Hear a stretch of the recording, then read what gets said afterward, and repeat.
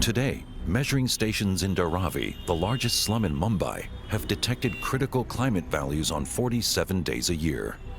The fear is that the figure will rise to 261 days by the end of the century.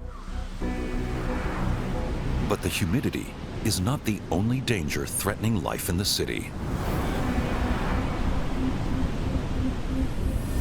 Before the end of this century, some parts of India's west coast could be flooded by the sea. This is because the sea levels are rising worldwide due to the melting ice masses at the poles and in the mountains.